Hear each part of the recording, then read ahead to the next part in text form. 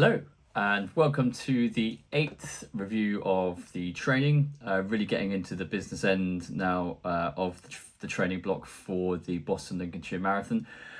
So straight to it, let's have a look at the last week's running. So it was the biggest volume of running in the training block, which I think I talked about on the previous video, and some pretty big sessions in there. So the first one that I did was a 17k. So again, the 3k warm up, 3k warm down, and then 11k in the middle at tempo. This was a really strong run. You can see here from the splits, and again, I'll put all the ones from Strava on the screen. But yeah, if we're looking at the split pace here, it was really nice and consistent. The only one that wasn't really a slight tad out, but again, I'm probably being a bit picky, is the 356 fly.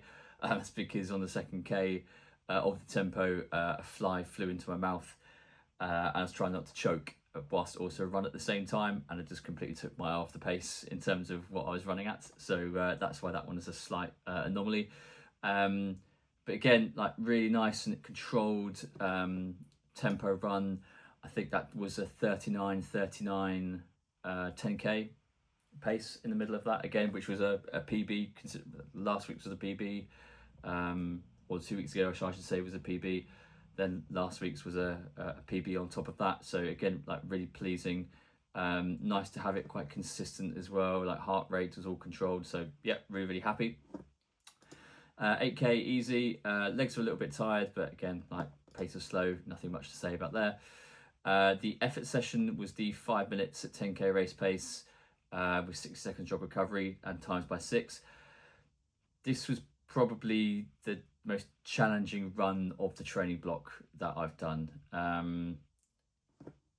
The splits were like good in terms of it was negative. That was purely not planned. So after after 3k ticked over on my watch, and I started the first of the 5 minutes block, I knew what pace it was because I could see the lap pace on my watch. So I knew, and I said to myself, right, run the first one at 350, which is great because I did that. And then after the 60 seconds jog recovery, I then just didn't have that correct pace per lap because I was recovering for 60 seconds. And although I've got the actual pace on my watch in terms of the pace I'm currently running at, that can be a little bit off in comparison to actually the pace you're running for that block. That probably doesn't really make a great deal of sense, to be honest with you. But basically the summary is I didn't know after the first 5 minute block what my proper pace was for the next block. So I used the pace in terms of actual pace of what I was running at the time. Try to keep it in and around like 350 minutes a kilometer, and yeah, around 348 for the second block, 347, and 2 346s. But it was largely, I'd say, running on feel in terms of what I felt the 10k pace should be. I think obviously these maybe slightly quicker than what my 10k pace is. I sort of have it around 348 in my head, but again, really happy with how it went. It was a challenging run. I said to my coach that was the hardest like training run that I've done in the block, but got through it and finished it strong, and it was a negative split run as well, so I couldn't have been more happy with that. Friday strength and conditioning, very light lower body, just dropped the reps down for the Bulgarians and did some upper body stuff as well. And then the 35k, which is the longest run of the training block on the Saturday. Again, this was really good. Really pleased with how this went. 4:42 minute average, didn't feel like that at all. I mean, my average heart rate was 138 BPM, and you can see the amount of time spent there in zone 2. I think that equated to like 90 or 91% of the run in zone 2. Again, took on 105 grams of carbs an hour, and I think I had something like 600 or 700 milligrams of sodium an hour from the from the electrolytes that I took. So for London last year, what I did, because obviously London has bottled water at the stations, was I wrapped up in tinfoil some Precision Hydration 1000s. I don't know if you can see that there. Sort of electrolyte tablets, effervescent stuff, and I popped them in to the bottled water as I was running, and that really didn't work well for me. One, it was just really hot in London. I felt these made me like really thirsty as well, so I sort of sacked it off. And I've swapped now to the Precision Hydration electrolyte cap. So these are the ones that I take now, and I just I just had a couple in my pocket when I was running. Just whacked one out of the packet at 30-minute intervals, and just took it with some water. It's the one thing that I didn't do in Amsterdam, was have regular electrolytes during the marathon run. Not saying that's why I sort of blew up around 35-36k. That was probably, it may have been a contributing factor, but certainly I think other things like just general running strength wasn't there. Just maybe I ran a bit too hard in the first 3 quarters of the marathon. I don't know, but so I'm building that into the marathon that I'm going to do in a couple of weeks, taking regular electrolyte capsules like every 30 minutes. See if it helps or not. Don't know. But yeah, anyway, did all that for the run. Really good. It was lovely weather. Wore the new like race day kit. So that's all bedded in, and wore the Super Blasts for this, because there's no point wearing the new Sauconys because they've already done like 35 or 30-ish K, so that they're fine. And yeah, good run. On to this week. So it's going to be a bit of a lighter week. So we've got the 68k easy running, 14k out and back.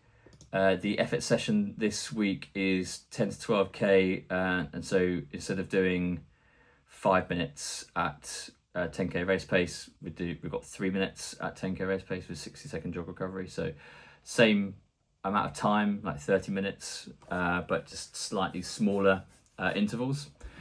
Going to try and squeeze in the strength and conditioning on a Friday, and then the long run on the Saturday is again like quite a drop down, like in terms of like 15k less, so like nearly 10 miles. And it's going to be a 6k warm up, 8k in the middle at marathon pace, and then a 6k warm down. My maths there should equal 20. And again, going to run the marathon pace at 4:15. So again, like talked about the Garmin predictions before, after my 35k on last Saturday, Garmin for the first time had my marathon pace prediction under 3 hours, and I'll put it on the screen. And that's the pace, the 4:15 per minute, 4:15 a minute per kilometre is what I've been sort of in my head thinking marathon pace would be. That after talking to my coach, he's in agreement as well that he thinks I could run in and around 3, so 3 or just under. So I think like maybe for the sort of race day tactics, I want to try and align it very much to how I ran the Great Yarmouth Half, because that was, again, for me, just a perfectly executed race, albeit a little bit by luck. But I'm going to take that and use that as a structure. So maybe for the first 5k, run at 4:20, second 5k, 4:18, slowly just like build it up there. And the hope is when I get to that sort of magic 35 k mark, where I usually fade in a marathon, I'll be able to then maintain the pace or even pick it up. That's the dream. Whether or not that will become reality is a different matter, because don't know what the weather's going to be like yet. Could be blowing a gale, could be absolute torrential rain. I just don't know. It's too far yet to BBC to give me an indication about what it thinks it's going to be like. So that's the plan anyway. But this should be a good run. Hopefully that marathon pace in the middle will feel nice and comfortable. I've done it quite a few times now, running at 4:15, and it tends to feel comfortable. So just keeping my fingers crossed that that still goes ahead. And not long to go now. It's just this week and the next week, and then the week after that is the week of the marathon. So yeah, properly now on taper. So quick video this week, which is good, but I just want to talk. Just want to make sure I had a dedicated one to talk about the previous week, as it was like the biggest volume. Like looking back up, it was 75k pretty much. So that was another positive, being so close to the marathon. And yeah, just got to keep fingers crossed now that I don't want to jinx it, but everything still keeps ticking over as it's doing, and we get to race day fit and healthy. So that's a quick one this week. I may wrap up and do the next 2 weeks as a combined, because they're taper weeks. But yeah, I'll see how I get on with time, etc. But thanks for watching, and catch you again on the next one.